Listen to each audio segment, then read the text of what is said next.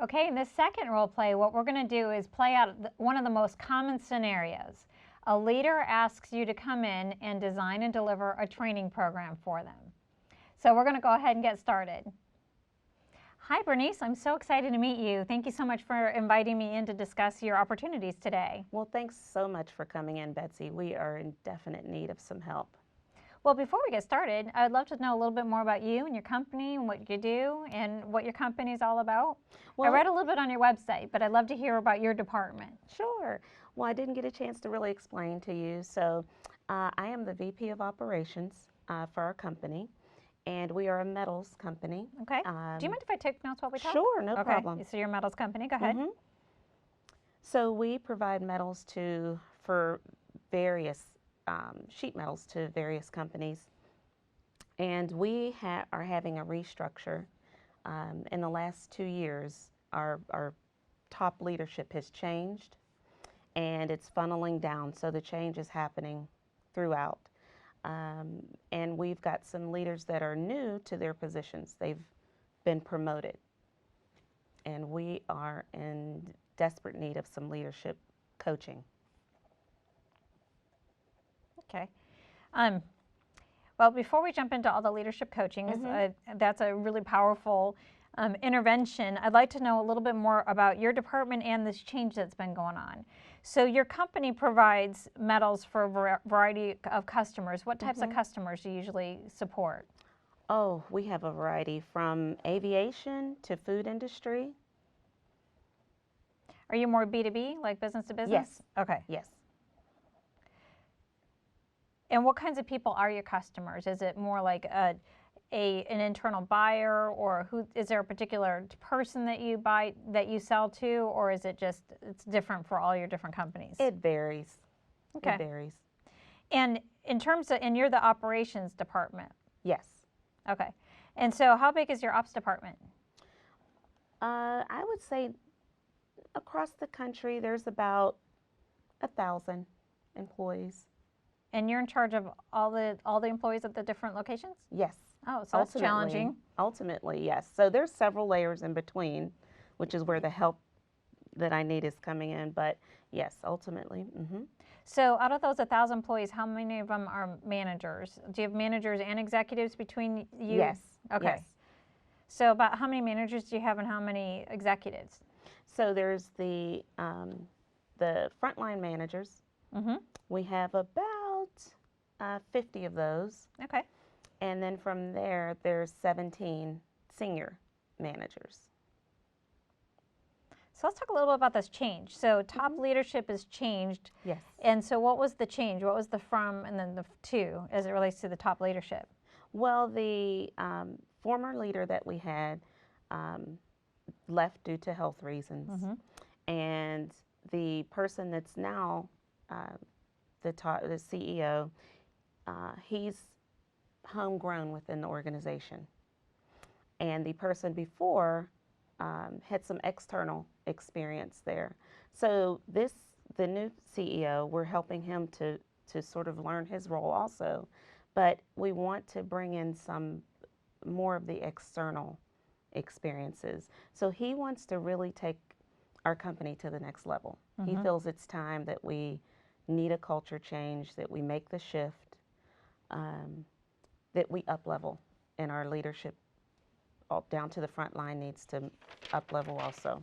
So when he says he's taking the company to the next level, what does that mean? Is it so we're expanding locations, expanding customers? Locations. So doing some greenfield locations, expanding our customer base. Obviously, we want to always grow our customer base. We want our leadership to progress, so we need some succession planning help. And I think those are the major keys roles. So so you're in charge of operations, is that correct? Mm-hmm. So has he employed an overall culture transformation project what that leadership's a part of and succession planning is a part of, or is he kind of laying out these are the expectations and each department is sort of figuring out how do I do what I need to do as it relates to aligning that to that change? How he's done it so far is he's gotten together his senior leadership team, which is comprised of all the VPs in the organization, and given us different pieces of the pie. Oh, I see. That here's his overall strategy, and for each of you, here's what I'd like for you to do, and then we can continue to come back as a team and present on how we're moving forward with our piece of the pie. I see. So you as the VP of operations, when you're looking at how do I align the leadership performance to this change, you're really talking about how as the champion of this change project, this work stream, you're trying to bring that to the table. Yes. So really this is we're not talking about really operations and improving leadership and operations, is it you're representing this for the broader organization. So it's really a project with you and your CEO and the rest of your executive team. Yes. Yes. Okay. So it sort of gets to be, lack of a better word, I could say, it's sort of that piece gets to be my baby, but what I bring to the table needs to be transformational. It needs to transition to the next level. So are you responsible for looking at aligning the leadership performance of just operations, or are you looking to align the leadership, coming up with the idea of all the different business lines and how the leadership in all those different areas are going to align to this change? Right now it's just aligning the operations. Oh, okay. So you're piloting something that could be transferred throughout. Absolutely. Okay. So when you think about so tell me a little bit about this culture change. What was the culture from and to, and in what ways do we need to look at new behaviors that the leaders are not displaying today? We're moving to having everyone look at more of a bigger picture. Instead of looking at just their piece and just operating in a silo, really looking to have them look at it from a bigger picture of how their performance and their team affects the company. So we haven't really had them look at it from that view before. They've been able to sort of operate within their silo, within their little group, and they didn't have to worry about, they were just a cog in the wheel. So now we need them to broaden, be able to operate and get along with and collaborate with their peers, like cross-functional. So if we were able to enhance the synergy between the different business lines, what difference would that make to the company? What type of results would come as a result of that interdepartmental coordination? Well, I think it would make productivity run smoother. It would, the bottleneck would stop because there's a bottleneck when all the different pieces, when all the groups aren't working together. So it would alleviate the bottleneck. It would allow us to probably expand faster. Ideas would flow easier.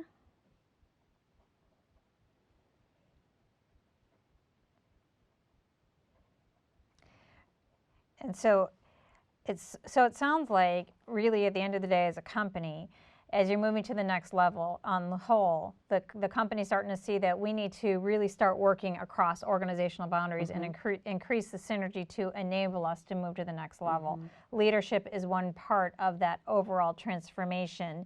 And as you're looking at it, some of the challenges that you're experiencing is that there's process inefficiencies in terms of the bottlenecks and the productivity, and also you're looking at the potential ideas that could create the new innovations that can come out as a result.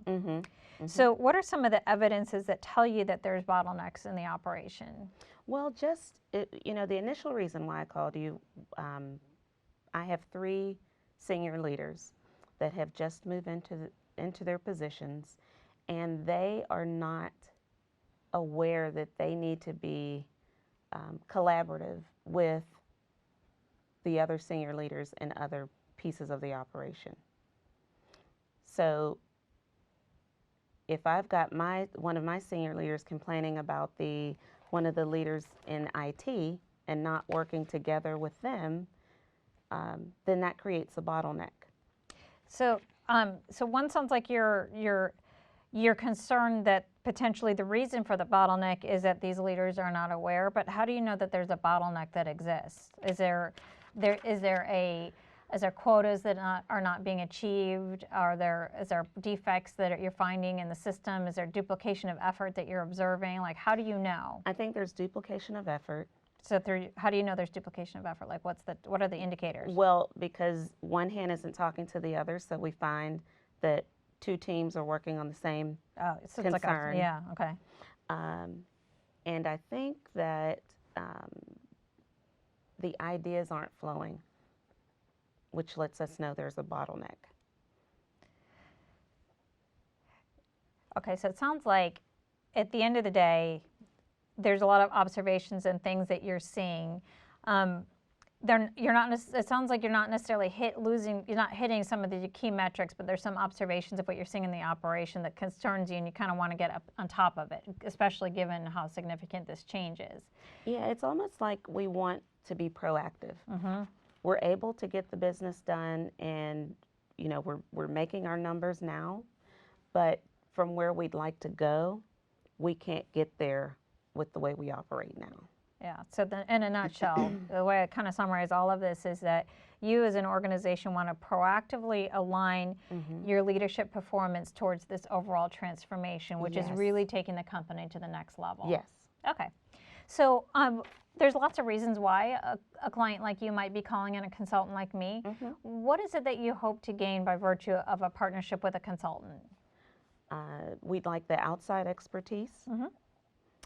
We'd like an outside perspective, a different view that maybe we're too close to it to be able to see what we need to do as a team.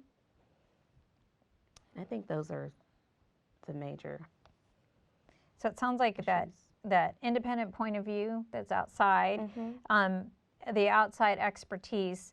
I'm going to infer it sounds like also just kind of the bringing the best practices from other people who are dealing with similar types of transformations as you are. And it sounds like with the lack of internal resources, it seems like you really want to maximize everybody's time. Right. Okay. Absolutely. That's great. So in terms of next steps, do you have any specific things that you have in mind that what would you like to see as a next step after this conversation? Do you feel like, well, first off, before I ask you that question, did I get what it sounds like what you're looking for from a solution, right? And what you're looking for from a consultant like me, is that right? Okay. What are you seeing as some of the next steps? I think if you could gather some thoughts together on how you think we should proceed, or some of the ideas of how to really start this work, I'd like to see that. I'd like to see you, when you gather those, I'd actually like to have a couple of members of the senior team there when we meet next time to be able to make sure that we're gathering all the information. You know, I was going to suggest that because that sounds like a really good idea. Is it sounds like what you're dealing with is part of a bigger picture issue. You know, what I'd like to do is maybe a couple next steps is, first I'll definitely want to go away and just think a little bit on what you said and try to think through like what are some alternative ways of proceeding to address this leadership issue in the context of this broader change. But it sounds like what you're doing is also in support of a broader initiative. So it might make sense is maybe you and I first meet to kind of vet out some of these ideas to get, so that you and I get on the same page. And maybe as a next step, we talk to your CEO and potentially the rest of your executive team maybe after that, but really with your CEO, because it seems if he's going to be investing resources and time and effort in dealing with one particular business unit, it probably would add a lot more value to look at it holistically, because if you're talking about breaking down silos, you don't want operations to improve their leadership against this particular way and have marketing different and have sales different and have HR different, that you want everybody to be working together simultaneously. So why don't we plan? Right, I hadn't thought about it like that. And you think about the investment of time, it's like whatever we do here, it's going to That's true. benefit. And this is part of a bigger picture issue. So why don't you and I set a phone appointment to touch base and just kind of recalibrate, and why don't we do our next meeting with your CEO? Okay, sounds great. So I will have, I don't know if you have his calendar available or if I just send you an email. Maybe if we can touch base next week, I'm available. Let's do that. Tuesday, I think if I look at my calendar, I got Tuesday at 5 and I've got Wednesday at either 10 or 12. Which of these times work best? We do our senior leadership meeting Tuesday evening, so let's do Wednesday. Let's do the 10 o'clock. Or maybe we could try, I could flip things around. Maybe we touch base on Monday and try to meet with your CEO before that meeting if we can get that. Okay. Why don't we And then maybe we can get him in on the Wednesday. Yeah. Sounds good. So why don't we get some time in on Monday, and then at that point in time, maybe we can get some time scheduled with your CEO to follow up the following day. Okay. All right. I like it. See, that's why we brought you in here. I'm so excited to work with you. I'm Thank you excited so too. much. Thank you. All right.